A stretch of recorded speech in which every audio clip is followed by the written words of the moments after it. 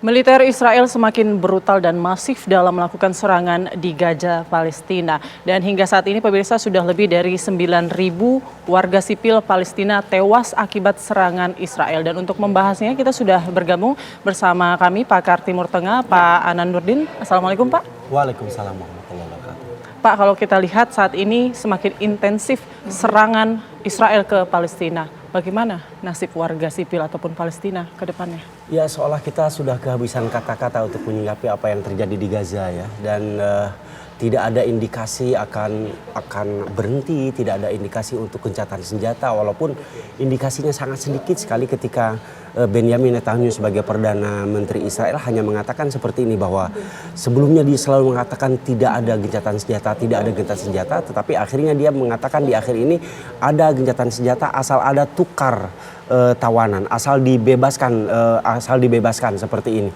Nah, ini mengakibatkan bahkan berita-berita terakhir yang saya lihat di semua media di Timur Tengah mengatakan bahwa tidak ada gencatan senjata. Bahkan rakyat Israel dari hasil polling itu mereka mengatakan tidak ada gencatan senjata.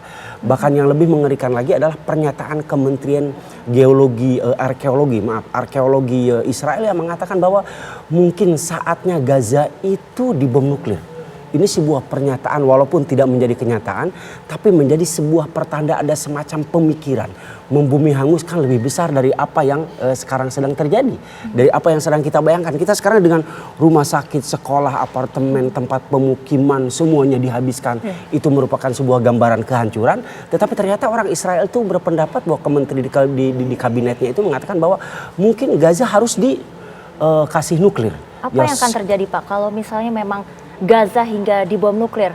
Respon dari dunia, kemungkinan apa yang akan terjadi? Ya, memang kalau cara menghancurkan itu sudah terpikiran mereka sebelum terjadi 7 Oktober kemarin. Bagaimana ada sebuah proposal yang sangat besar yang diusulkan oleh mereka agar penduduk Israel itu memang ditekan, dipindahkan ke Sinai, ke Mesir. Tetapi itu ditolak mentah-mentah, maka ini yang mereka lakukan. Dan apabila Gaza itu benar-benar hancur, benar-benar jatuh, maka akan ada dua kemungkinan. Dua kemungkinan yang satunya harus kita perhatikan dengan sangat cermat. Pertama, kalau Gaza sampai hancur, jatuh di tangan Israel, maka berarti perlawanan Palestina hilang. Maka secara resmi tidak ada lagi bangsa Palestina, tidak ada yang mewakili perlawanan. Karena di tepi barat sekarang tidak ada perlawanan sama sekali. Mungkin sekarang di tepi barat itu, maksud saya ada jalur Gaza, ada tepi barat. Nah, di tepi barat itu hanya ada semacam bentrokan-bentrokan kecil, penangkapan yang sangat masif. Semua rakyat Palestina di jalur Gaza juga ditangkapin yang mereka curigai beberapa saat yang lalu, 5 menit yang lalu, ada 2 rumah yang dikepung oleh tentara Israel untuk menangkap penghuninya di Jenin, di tepi barat dekat Ramallah dan dekat Al-Qudus, dekat Yerusalem. Nah, apabila Gaza yang sebagai entitas mewakili entitas perlawanan Palestina ini jatuh, dan apabila ide-ide tadi yang akan dibom nuklir itu menjadi sebuah kenyataan, maka indikator pertama adalah perlawanan Palestina hilang, bangsa Palestina hilang.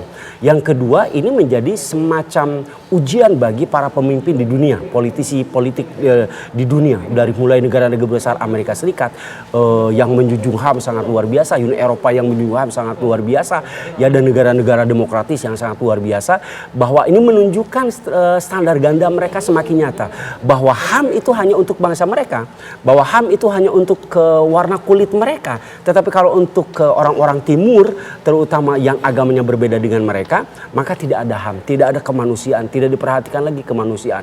Maka kalau ini benar-benar terjadi, artinya Gaza ini dihancurkan sedemikian rupa sampai tidak ada lagi kehidupan dan hak untuk rakyat Palestina di situ, maka berarti artinya standar ganda orang-orang Barat, Amerika Serikat itu semakin nyata di depan kita, dan tidak bisa hanya sebatas isapan jempol atau praduga dari orang-orang yang selama ini Amerika Serikat, Paman Sam itu bisa dikategorikan sebagai negara yang berstandar ganda. Tapi kalau apa yang saya katakan tadi terjadi, maka standar ganda itu memang ada bagi orang-orang Amerika Serikat. Artinya kemungkinannya ini agak sulit begitu ya untuk meredakan perang antara Israel dan Palestina. Indikatornya sulit, bahwa salah satu menteri, sekarang kan mereka membentuk namanya menteri perang ya, kabinet perang. Di kabinet perang itu mengatakan mungkin tamtaddu hadzal harb ila sana. Ya, kabinet perang. ya dikatakan bahwa ini akan mungkin berlangsung 1 tahun, akan berlangsung lebih daripada itu. Mereka siap mengorbankan apapun, bisa melakukan apapun, bagaimana supaya Gaza ini bisa mereka kontrol. Rencananya Hamasnya itu akan dihilangkan. Dan setelah itu mereka akan menguasai jalur Gaza.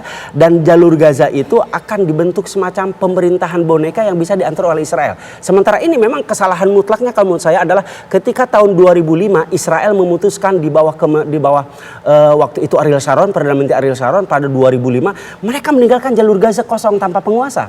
Sebelumnya ada 2005 itu dikuasai oleh Israel. Ariel Sharon masih menguasai pada waktu itu.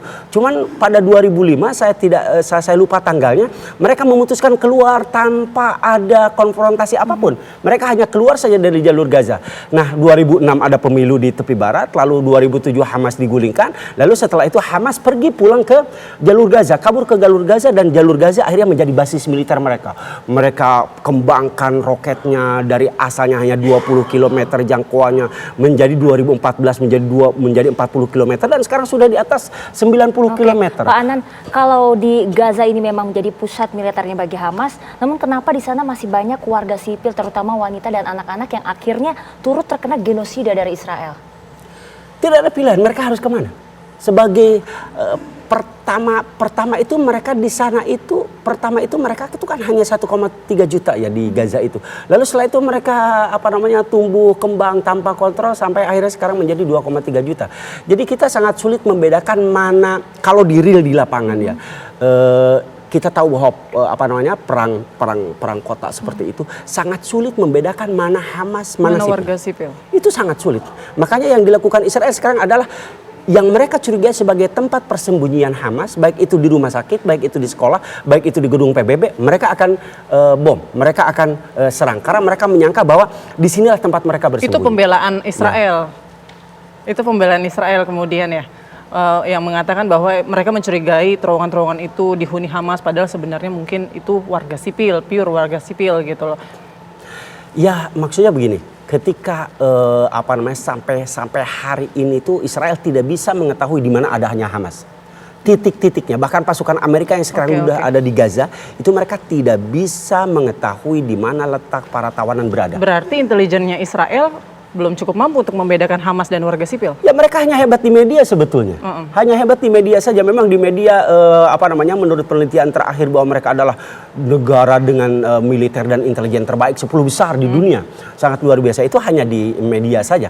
Adapun pada realitasnya mereka kecolongan yang sangat luar biasa ketika Iron Dome bisa ditaklukkan oleh serangan 7 Oktober ini hal yang sangat memalukan. Apa yang akan bisa dilakukan oleh dunia untuk Israel yang kali ini tidak kunjung berhenti untuk menyerang Palestina?